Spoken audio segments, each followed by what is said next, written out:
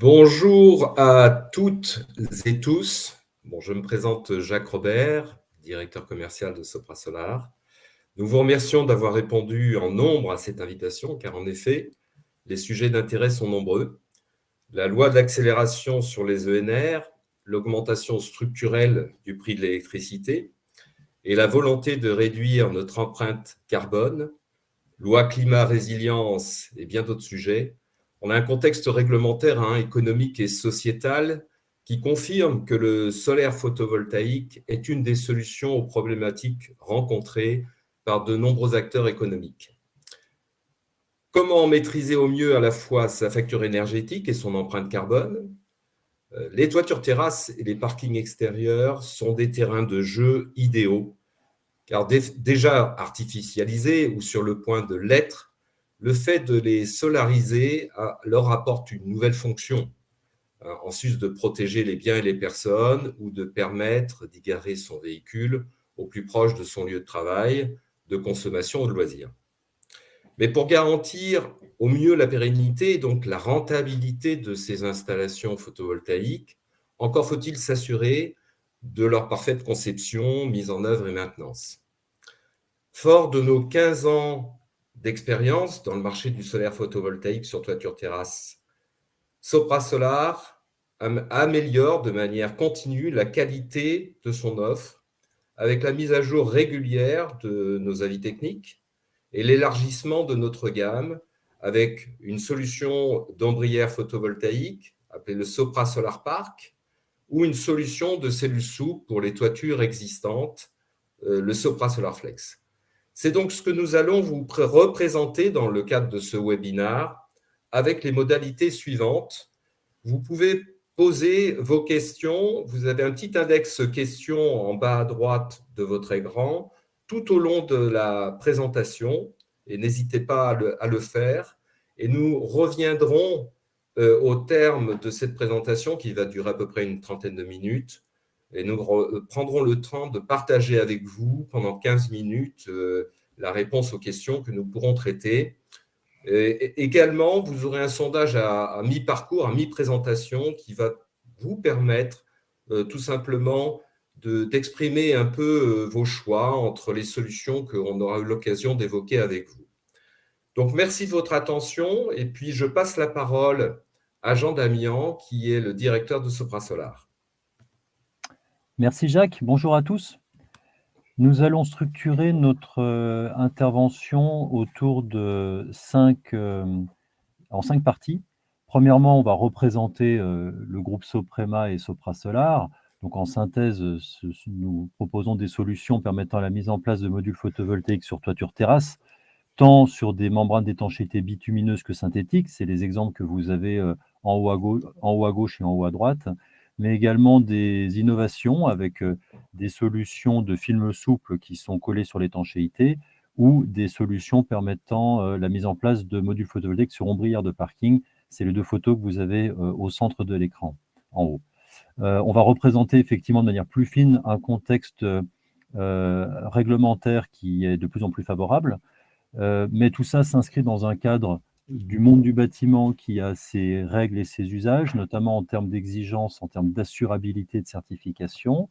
On va, en 4e partie, rappeler de manière plus détaillée notre gamme et on va aller plus loin, notamment sur les problématiques liées sur construction neuve à la parfaite conception des centrales photovoltaïques sur toiture et le cas des bâtiments existants. Alors, premièrement, qui est Sopra Solar et Soprema? Donc, Sopra Solar est la filiale solaire du groupe Soprema, qui est une société familiale française dont le siège est à Strasbourg, qui a atteint en 2021 plus de 3 milliards d'euros de chiffre d'affaires, avec environ 10 000 personnes. Nous sommes avant tout un industriel qui fabriquons des matériaux, notamment des matériaux de construction, sur plus de 100 sites partout dans le monde. Sopra Solar, nous sommes donc la filiale solaire de Soprema. Nous comptons depuis 15 ans plus de 10 millions de mètres carrés de surface de toiture sur lesquels nos procédés ont été mis en œuvre, soit plus de 500 mégawatts crête environ de référence, sur environ 4000 chantiers dans le monde, avec 0 sinistre. Nous attachons un soin particulier à ce que pour chaque projet, un chargé d'affaires soit en capacité de suivre le projet de A jusqu'à Z, et on y reviendra juste après. Nos procédés ont été mis en place dans une vingtaine de pays sur 4 des 5 continents, il ne manque plus que l'Asie. Nous tâchons de mesurer de manière très fine l'impact carbone de nos produits, puisque nous avons investi dans une fiche de données environnementales et sanitaires sur notre système, la solution de Plo, Sopra Solar Fixevo, pour parfaitement se conformer aux problématiques, notamment de réglementation incendie. L'ensemble de nos procédés bénéficient de rapports de classement feu Béruf T3 avec panneaux solaires, et la majorité de nos procédés aujourd'hui sont visés en technique courante, sous avis technique ou ATEX. Le travail que nous menons chez Sopra Solar est un travail extrêmement fin permettant d'accompagner chaque projet de la conception à l'exécution. Nous menons un très gros travail effectivement de prescription auprès de maîtrise d'ouvrage, maîtrise d'œuvre, bureau d'études, assistant à maîtrise d'ouvrage, pour pouvoir travailler, accompagner à la bonne conception des solutions qui derrière sont prescrites. Nous faisons donc un accompagnement en phase DCE, en phase de consultation auprès des entreprises qui sont consultées. Et lorsque le chantier est attribué, nous faisons un travail très fin permettant d'accompagner l'entreprise dans la mise en œuvre par l'établissement de plans d'exécution permettant de ne rien laisser au hasard, des prestations d'assistance démarrage chantier et également voilà, un accompagnement permettant également d'apporter des compléments de garantie. Aujourd'hui, voilà, notre terrain de jeu, c'est la toiture terrasse et depuis peu, ce qui est à côté de la toiture terrasse, c'est-à-dire des parkings, avec donc des références sur différents types d'ouvrages, industriels, résidentiels, ouvrages publics, des entrepôts, enfin tout ce qui est rubrique ICPE, mais également des bâtiments soumis au Code du travail ou des établissements recevant du public. Alors, les fondamentaux de marché sont devenus parfaitement pérennes concernant le développement du solaire photovoltaïque en toiture et sur parking. Alors, premièrement, il y a un cadre réglementaire, comme le citait Jacques en introduction, qui est tout à fait favorable. En effet, la loi énergie-climat de 2019, puis la loi climat-résilience de 2021 rendent tout simplement obligatoire le recours à du photovoltaïque sur une certaine typologie d'ouvrage en construction neuve. Globalement, pour un bâtiment de plus de 1000 m² et à partir de cet été de plus de 500 m² sur des bâtiments à usage industriel, commercial, logistique, artisanal ou parking couvert, le recours au photovoltaïque est devenu obligatoire sur environ 30% de la surface minimum. Ça, c'est le cas du neuf. Le cas de l'existant, le solaire sera très vite stimulé par le décret tertiaire qui prévoit des objectifs extrêmement ambitieux de réduction de la consommation de kilowattheures par mètre carré de bâtiments à usage tertiaire d'ici à 2030, pour lequel le recours à une production d'électricité locale peut faire grand sens. Et enfin, très récemment, a été validé par le Parlement les mesures d'urgence sur les ENR, donc c'est en cours, en cours de finalisation, sur lequel, de manière certaine, il y aura le recours à la généralisation d'ombrières de parking photovoltaïques sur des surfaces, des parkings de plus de 1500 m². Donc ce contexte réglementaire fait que pour développer des activités économiques et donc construire des bâtiments, bien souvent, le recours au photovoltaïque devient automatique. Donc la question n'est pas de savoir est-ce qu'on fait, c'est comment on fait. En outre, le contexte économique est porteur. En effet, on a tous constaté une explosion du prix de l'électricité dans un contexte géopolitique tout à fait incertain, et en même temps, la compétitivité du solaire photovoltaïque se confirme chaque jour davantage. Et enfin, le photovoltaïque permet de produire une électricité renouvelable et globalement très faiblement carbonée, en tout cas nettement moins carbonée que ne l'est le gaz ou le charbon, c'est une évidence, ce qui intéresse grandement les investisseurs ou les utilisateurs de bâtiments dans le cadre du RSE, rapport sociétal et environnemental, qu'une grande majorité d'entreprises est obligée de publier aujourd'hui. Alors, au niveau économique, un graphique que je pense beaucoup d'entre vous a vu récemment, qui consiste à donner une vision des évolutions du prix de l'électricité avec donc borné en termes de prix sur 2023, 2024, 2025, etc. Ce qui est très intéressant, c'est de voir la ligne orange que vous avez en bas, qui est globalement le prix de revient d'un kilowattheure photovoltaïque depuis à peu près 2 ans, qui est stable à environ 10 centimes d'euros le kilowattheure sur 25 ans. Donc, on voit que jusqu'à fin 2021, le prix du marché de gros, en fait, était inférieur au prix de revient du kilowattheure photovoltaïque. Et on voit qu'aujourd'hui, il est nettement supérieur, quelles que soient les projections qu'on puisse faire. Donc, on voit que le solaire photovoltaïque est parfaitement compétitif par rapport à un prix de l'électricité qui structurellement risque de ne pas revenir demain matin au niveau de prix qu'on avait connu ces dernières années, mais risque de se retrouver à un niveau élevé, alors que la compétitivité du solaire photovoltaïque aujourd'hui continue de se renforcer jour après jour. Le fait du coup de mettre en place une centrale photovoltaïque sur une toiture ou sur un parking peut en outre être valorisé, enfin l'électricité produite peut être valorisée de plusieurs manières différentes. Soit on peut faire de l'injection totale, c'est-à-dire que l'ensemble de l'électricité produite est injectée au réseau. L'avantage, c'est que ça permet de garantir un tarif de vente des mégawattheures sur 20 ans, ce qui est assez confortable et assez sécurisant. On peut faire un mix, on autoconsomme une partie et le surplus est réinjecté au réseau selon des modalités bien précises. On peut faire de l'autoconsommation totale, où là, finalement, si on est certain qu'il n'y a pas de surproduction par rapport à la consommation du bâtiment à un instant T, alors ça permet d'apporter une réduction immédiate de la facture électrique. Et puis, il y a quelque chose qui apparaît parfois de plus en plus, c'est ce qu'on appelle la vente de gré à gré, qui peut permettre à un acteur économique d'acheter une électricité renouvelable et décarbonée à un producteur d'énergie renouvelable selon des conditions de gré à gré. Alors, dans ce contexte qui est globalement de plus en plus favorable, il ne faut pas oublier des fondamentaux de marché dans le monde du bâtiment, qui est premièrement l'assurabilité. En effet, dans la vie de la construction d'un ouvrage, quel qu'il soit, l'assurance est au cœur des problématiques de la majorité des acteurs, que l'on soit maître d'ouvrage, au niveau de l'assurance dommage ouvrage, que l'on soit utilisateur du bâtiment, assurance au bien, assurance perte d'exploitation, que l'on soit maître d'œuvre ou que l'on soit entrepreneur.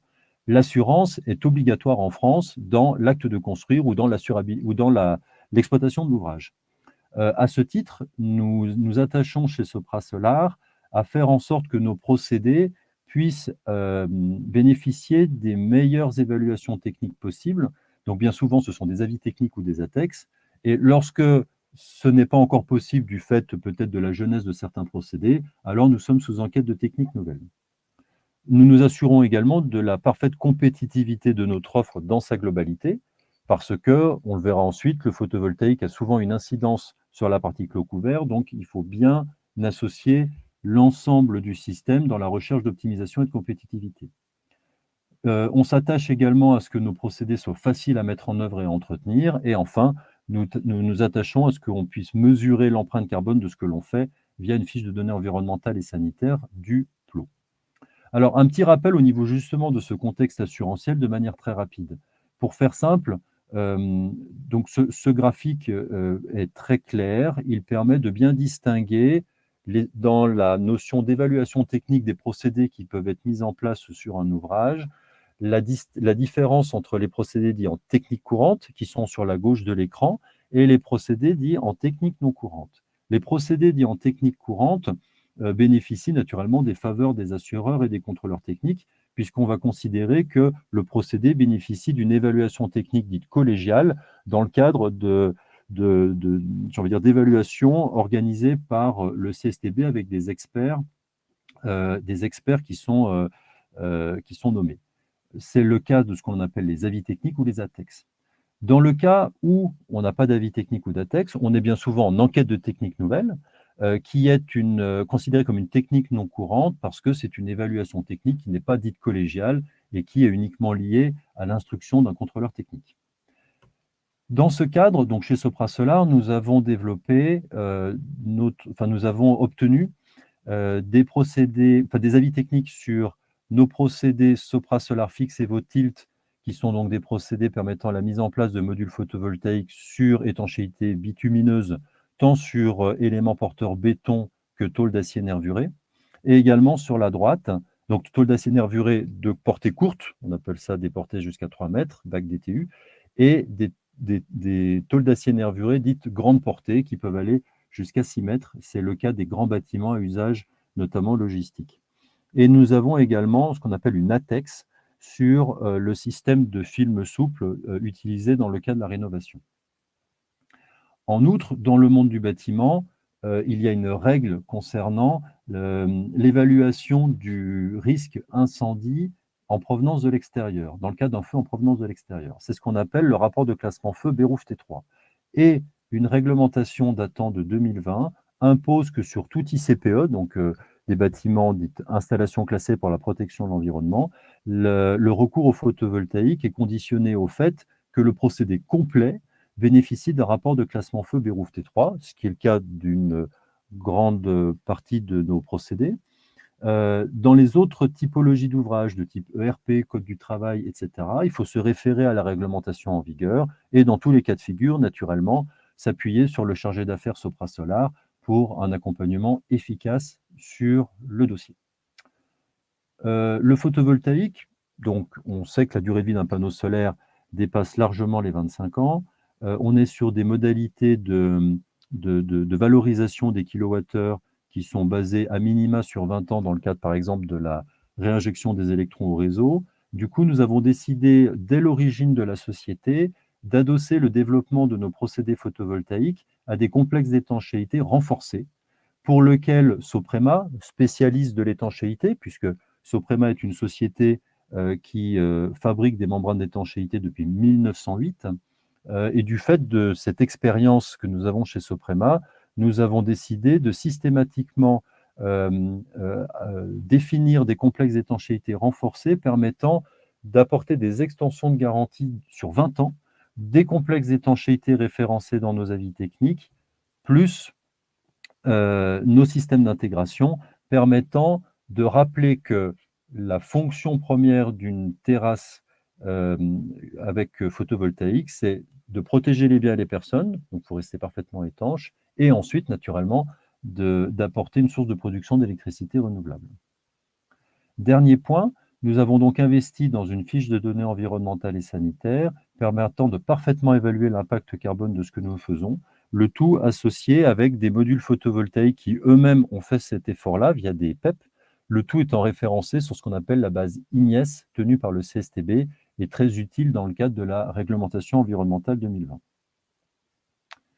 Alors, concernant la gamme, comme rappelé rapidement tout à l'heure, notre gamme se décompose en procédés permettant donc la mise en place de modules photovoltaïques sur toiture terrasse avec étanchéité bitumineuse, sur éléments porteurs à la fois sur du béton et tôle acier nervuré, sous avis technique. Les panneaux peuvent être mis à plat, c'est le cas du Sopra Solar Fixevo sur la gauche. Incliné, c'est le cas du Sopra Solar Fixevo Tilt sur support, sur étanchéité bitumineuse et synthétique, PVC TPO. Nous avons donc également des films souples collés à la toiture, c'est ce qu'on appelle le Sopra Solar Flex sur étanchéité bitumineuse, et le dernier né de la gamme, qui est le Sopra Solar Park, qui est une solution d'ombrière de parking photovoltaïque, donc pour adresser les problématiques que nous avons évoquées tout à l'heure au niveau contexte réglementaire. Le Sopra Solar Fixevo Tilt, donc pour bien repréciser, c'est un système de plot qui permet la mise en place des panneaux solaires via la jonction de rehausse haute et basse, permettant d'apporter une inclinaison au module à 10 degrés et des étriers de fixation. En termes de mise en œuvre, celle-ci est extrêmement simple. En effet, nous avons toujours cherché à éviter d'abîmer l'étanchéité. Et le fait d'abîmer l'étanchéité, c'est de créer des pénétrations dans l'étanchéité. Ces pénétrations créant ce qu'on appelle des ponts thermiques et en même temps ce qu'on appelle des points singuliers, c'est-à-dire ça impose des relevés d'étanchéité qui sont généralement très fastidieux à entretenir. Donc ce que nous avons développé, c'est un système breveté qui permet que, via des plots qui sont pris par un système de fixation inversé à une pièce d'étanchéité, permettant en fait de livrer des plots tels que vous pouvez le voir sur cette image, préassemblés, permettant à l'entreprise de les positionner sur la toiture via au préalable un repérage donné dans nos plans d'exécution et de faire remonter le bitume sur le carré d'étanchéité ciblé, permettant une parfaite fusion entre le plot et l'étanchéité sous-jacente. La mise en œuvre est donc rapide, robuste et simple, et chaque plot est positionné de manière extrêmement claire via nos plans d'exécution. Le Sopra Solar Flex, qui est ciblé notamment pour le marché de la rénovation. En effet, c'est un procédé qui permet la mise en place de laminés photovoltaïques souples qui sont collés à l'étanchéité. Le but, c'est notamment d'apporter un module léger sur la toiture avec des charges dites uniformément réparties sur la toiture. On aura l'occasion d'y revenir un peu plus tard. C'est un procédé qui aujourd'hui est en technique courante sous ATEX, et c'est un procédé qui bénéficie d'un rapport de classement feu Bérou T3 avec des extensions de garantie de 20 ans sur l'ensemble du procédé. En termes de mise en œuvre, c'est un procédé qui consiste en un bicouche d'étanchéité pour lequel,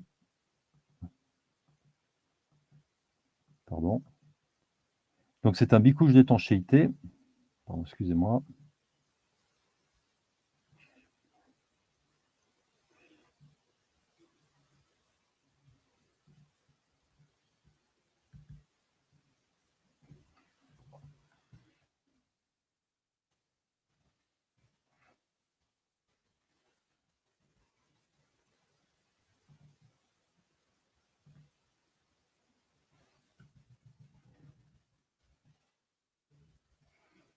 excusez-moi, c'est les joies du direct.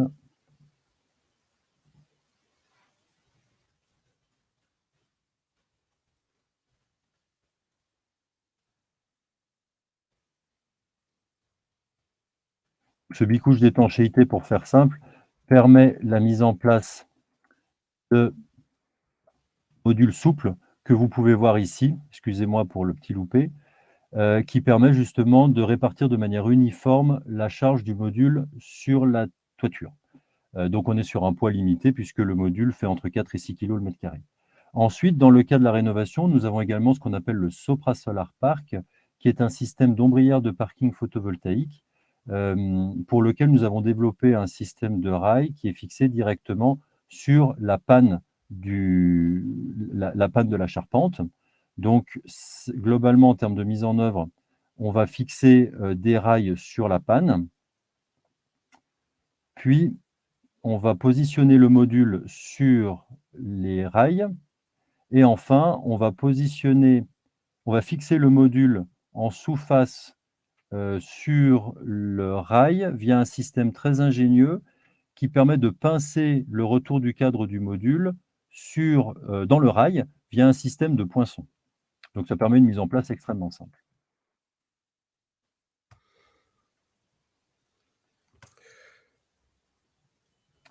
Alors, merci Jean. C'est l'occasion de s'arrêter quelques secondes pour faire justement un sondage au travers de ce que tu viens de nous présenter et notamment de vous proposer de répondre à ce sondage. Vous avez juste une petite index au milieu, juste à côté de la rubrique questions, en fait, qui permettra de répondre à la question que je vous pose là. C'est que finalement, sur un projet solaire, sur un ouvrage existant, est-ce que vous êtes plus sensible et plus intéressé par une solution de réfection sur toiture-terrasse ou d'ombrière de parking photovoltaïque?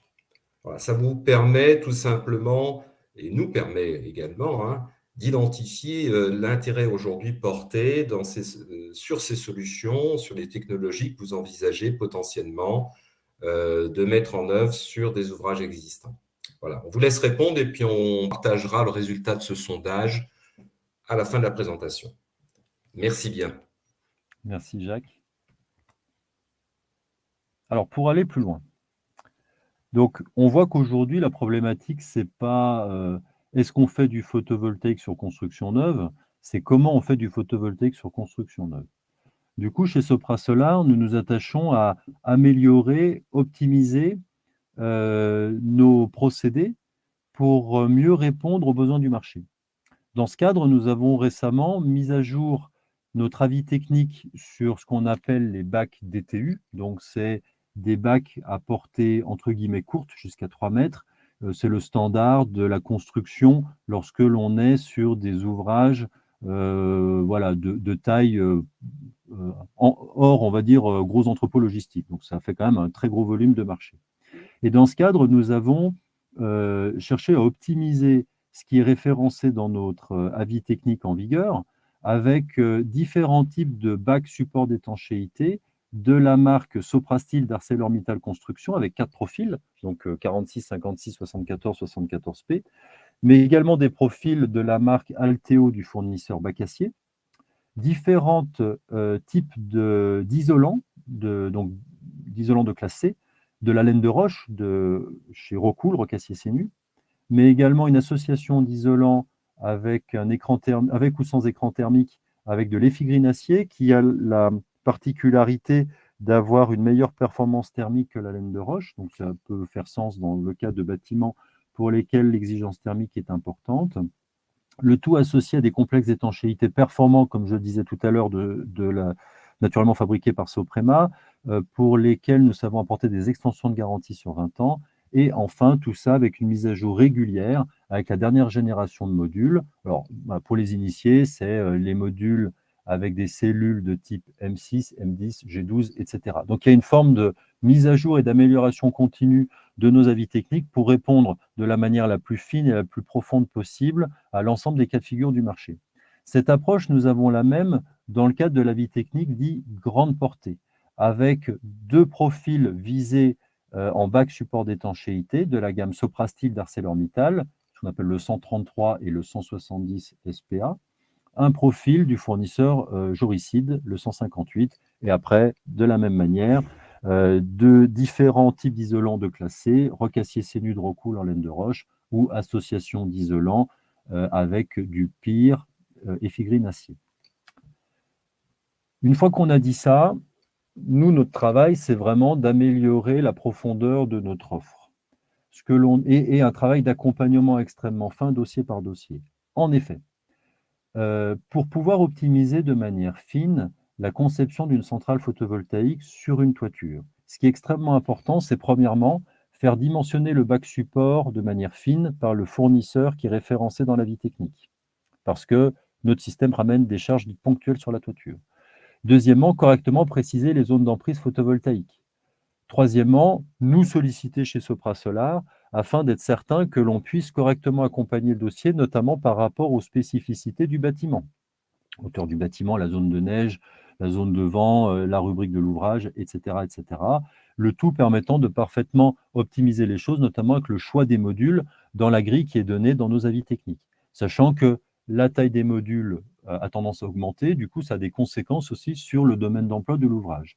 Un exemple tout bête, lorsque vous prenez le plan de calpinage sur la droite, on voit qu'on est sur un plan de calpinage extrêmement optimisé. Il faut donc absolument s'assurer que dans la conception du lot clos couvert, c'est-à-dire de l'isolant, du bac de l'isolant et de l'étanchéité, la note de calcul du fournisseur de bac soit conforme à ce plan et que la note de calcul de Sopra Solar soit conforme à ce plan. Donc, il y a une interface à faire sur ce sujet.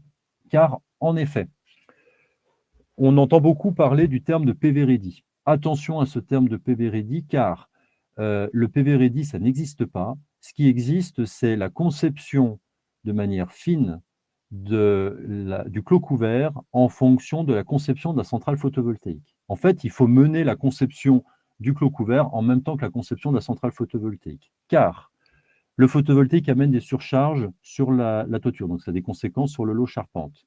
Le photovoltaïque amène des contraintes sur le bac support d'étanchéité. Il est donc obligatoire d'avoir une note de calcul du fournisseur de tôle en référence avec le module concerné par la centrale solaire et avec la note de calcul de Sopra Solar sur les problématiques de tenue à l'arrachement ou de descente de charge.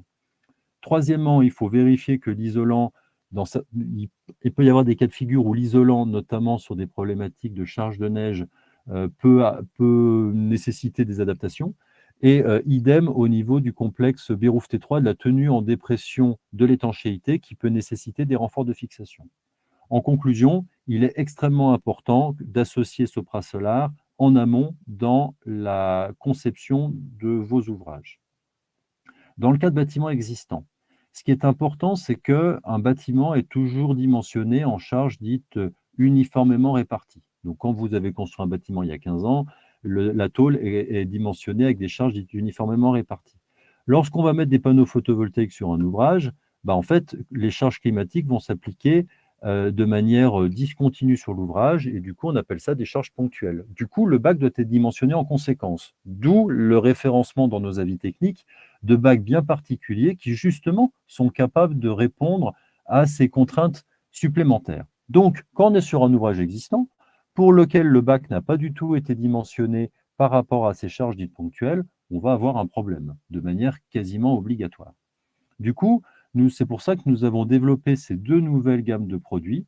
Le Sopra Solar Park, une solution d'ombrière de parking dans le cas où le bâtiment n'est pas du tout à même à recevoir une centrale photovoltaïque, et le Sopra Solar Flex qui permet, par la mise en place de ces modules souples et légers, de mieux répartir la charge avec un poids naturellement beaucoup plus acceptable par l'ouvrage. Voilà, je vous remercie de votre attention. Je laisse la parole à Jacques pour le choix, pour les questions que Pour vous aurez pu poser. reprendre, Voilà, merci. oui, pour reprendre tout à fait la liste des questions posées, elles sont nombreuses et franchement, je vous remercie globalement de toutes ces questions. Alors, je vous rappelle que nous avons globalement un petit quart d'heure pour répondre à ces questions. On va essayer d'en traiter un certain nombre et puis, bien sûr, on complétera toutes celles sur lesquelles on n'a pas eu l'occasion de vous répondre, et vous aurez accès de toute façon à la présentation parce que cette question est revenue très, très souvent pour savoir si la présentation en question est donc disponible et est enregistrée. La réponse est oui. Et donc, vous aurez l'occasion, par le même lien qui vous a permis de vous connecter, d'y accéder. On vous renverra ça donc très, très prochainement. Alors, une question qui arrive globalement au hasard, mais quelle solution pour installer une centrale solaire sur une toiture existante avec une étanchéité de 10 à 15 ans? Alors, Jean, je ne sais pas si tu veux potentiellement En fait, y répondre. ce qui est toujours important sur un existant, c'est se conformer à ce que dit la réglementation. Parce que comme on l'a dit durant notre webinaire, le monde du bâtiment, c'est d'abord de la réglementation et de l'assurance. Quand on parle d'assurance, c'est que vous êtes sur un ouvrage qui a 15 ans. Si vous mettez des panneaux solaires sur l'ouvrage, il va bien falloir que vous le déclariez à votre assureur. Votre assureur va dire, mais on est sur un bâtiment existant, il faut se référer à la réglementation. Qu'est-ce que dit la réglementation? C'est ce qu'on appelle le DTU 43.5. Le DTU 43.5 encadre les problématiques d'intervention sur un ouvrage existant en étanchéité. Et là, ce que dit le DTU 43.5, c'est premièrement, étude structure. Parce que quelle que soit la nature des travaux qui peut être imaginée sur un ouvrage existant, il faut faire une étude structure pour vérifier les charges admissibles. Sachant que mettre en place une centrale photovoltaïque sur un ouvrage qui a 15 ans, comme on sait que les panneaux solaires vont durer facilement 20 ans, mais que l'étanchéité, elle, sachant que c'est certainement une étanchéité qui n'est pas particulièrement renforcée, puisqu'à l'époque de la construction du bâtiment, elle a été uniquement là pour protéger les biens et les personnes, il n'y a pas d'autre fonction particulière demandée, il est impossible de considérer que cette étanchéité va encore durer 20 ou 25 ans de plus. Donc, il faut prévoir une réflexion de manière globale. Et c'est là où la première clé d'entrée, c'est l'étude structure. Voilà. Alors, il y a une question aussi sur la compatibilité des bacs acier perforés concernant des solutions acoustiques.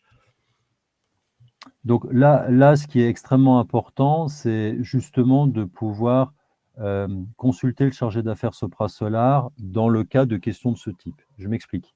On travaille dans le cadre de nos avis techniques sur une gamme de bacs avec des partenaires, comme on a cité Arcelor, Bac Acier, Joris, pour lesquels des mises à jour, des justifications sont faites régulièrement.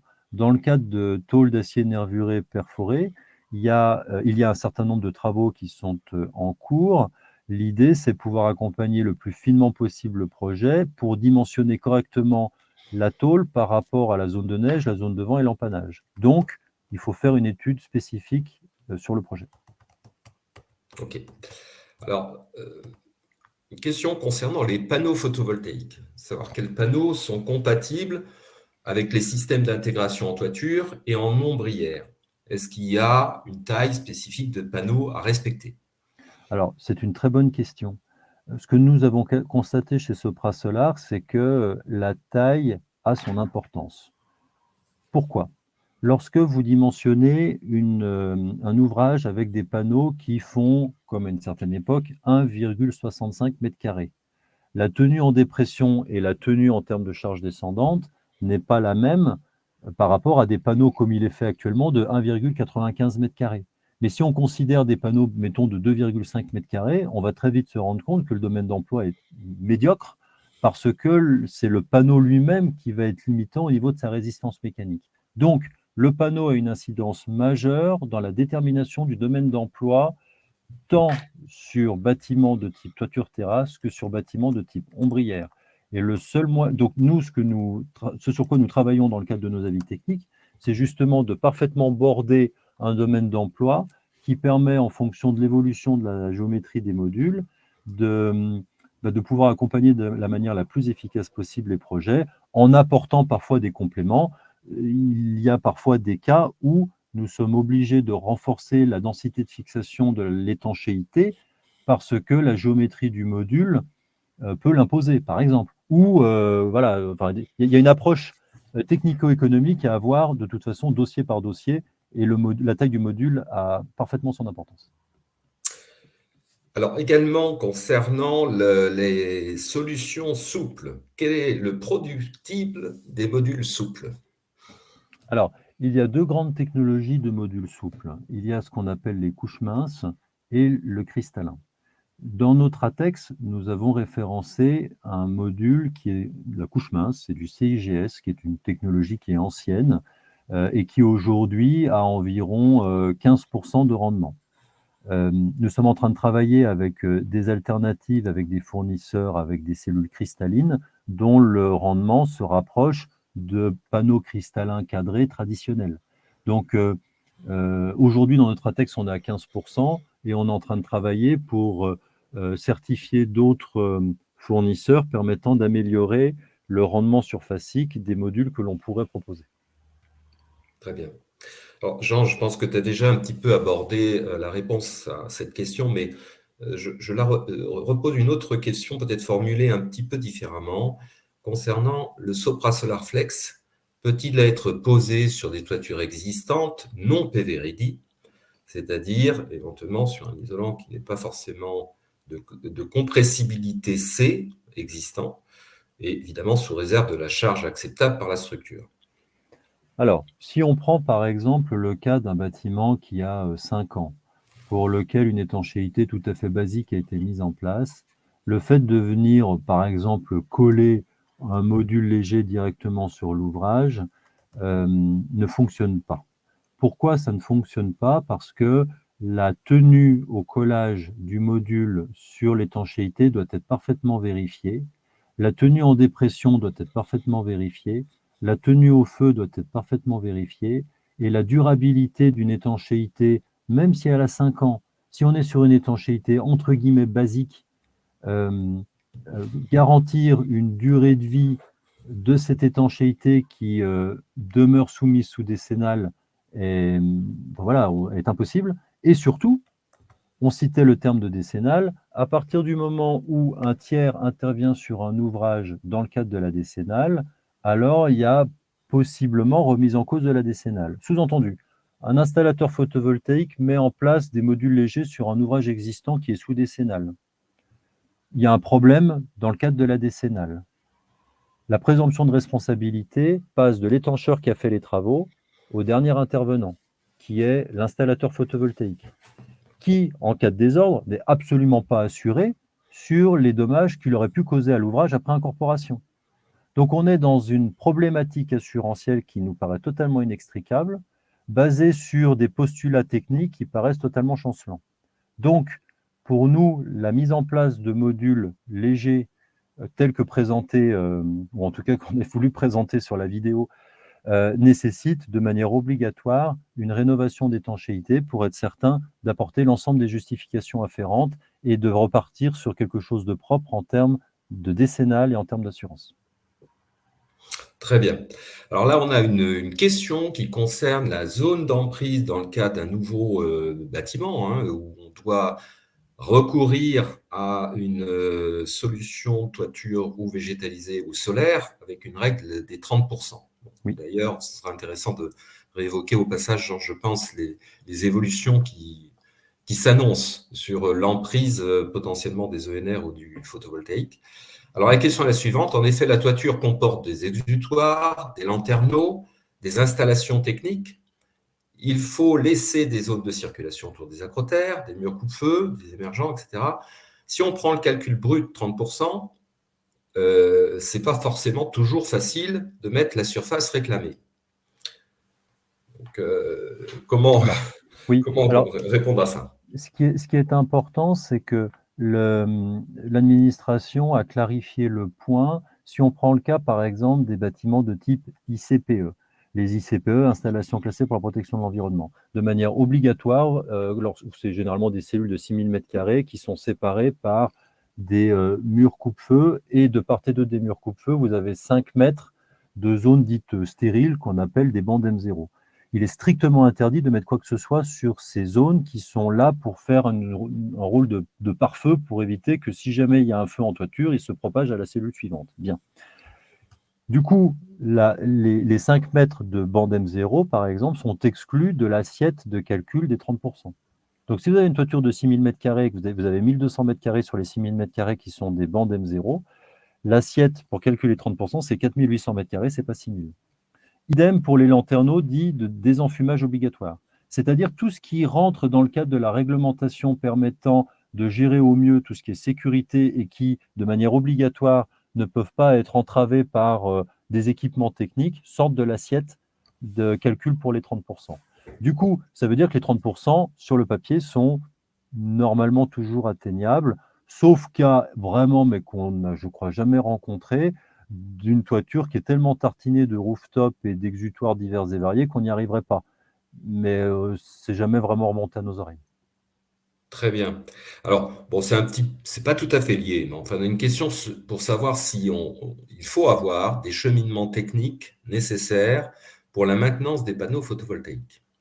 Alors, tout ça est extrêmement encadré aujourd'hui par des textes. Si on prend le cas, par exemple, des ICPE, il est clairement indiqué qu'il y a des chemins de circulation à prévoir au droit des équipements techniques, des lanterneaux, etc., qui sont eux-mêmes rappelés dans nos avis techniques, qui sont eux-mêmes repris dans des dispositions, enfin un document qu'on appelle l'APSAT des 20, qui est une forme de support, de prescription à destination des compagnies d'assurance. Donc oui, aujourd'hui, plus rien n'est laissé au hasard, mais pour faire très simple, en se référant aux avis techniques que nous avons chez Sopra Solar, on précise de manière extrêmement claire comment doivent être positionnés les chemins de circulation, à quelle distance de l'ensemble des équipements en toiture, etc., etc. Donc, voilà, tout ça est bien bordé. Parfait. Alors, je pense qu'on va aborder, j'en suis désolé, hein, parce qu'il y a beaucoup d'autres questions et on n'aura malheureusement pas forcément le temps de tout traiter pour rester conforme au temps accordé à ce webinaire. Mais comme je vous disais, on vous répondra. Donc, j'en prends une dernière, Jean, qui nous demande si on a estimé l'impact de la chaleur sur la production d'électricité photovoltaïque. Je pense qu'on peut en profiter pour faire un léger lien avec l'approche Coolroof également. Tout à fait. Alors oui, il y a un lien, enfin, il est clairement établi que un panneau photovoltaïque, lorsque il dépasse une certaine température, il y a paradoxalement une dégradation de son rendement. Donc, on a tout intérêt à éviter de ramener trop de chaleur en surface du panneau. Du coup, il y a un travail que nous avons mené chez Sopra Solar et chez Soprema visant à valoriser un système qui est revendiqué dans nos avis techniques et qui est Beyrouth T3, hein, avec ce qu'on appelle une étanchéité blanche. Donc, dans le cas de système enfin, dans le cas de système bitumineux, hein, c'est une deuxième couche qui est aluminium, enfin, avec une surface en aluminium avec un laquage particulier, qui, associé notamment avec des panneaux, par exemple bifaciaux, permet non seulement d'éviter une augmentation de la température en interface avec le panneau, mais qui en plus permet de réfléchir la lumière du soleil et du coup de stimuler la face arrière de module, créant une augmentation de la production du module, et ce pendant 20 ans. Donc, on a constaté que oui, l'augmentation de la température a une conséquence sur le rendement du panneau, et il est tout à fait possible, en associant membrane blanche plus module a fortiori bifacial, de créer un complément de production. Tout ça doit être finement analysé, mais en tout cas, dans le contexte actuel, je pense que le maître d'ouvrage ne peut être que mieux disant. Parfait. Bon, bah, écoute, je pense que tout ça est très clair. On va s'arrêter pour les questions et je vais peut-être te laisser, Jean, vraiment le mot de conclusion. En tout cas, moi, je me remercie l'ensemble des personnes qui ont pris la peine de se connecter et pour vous rappeler que de toute façon, ce webinaire sera à votre disposition puisque vous aurez un lien pour permettre de le télécharger, pour regarder l'ensemble des éléments sur lesquels vous souhaitez revenir. Merci à tous, en tout cas, de mon côté.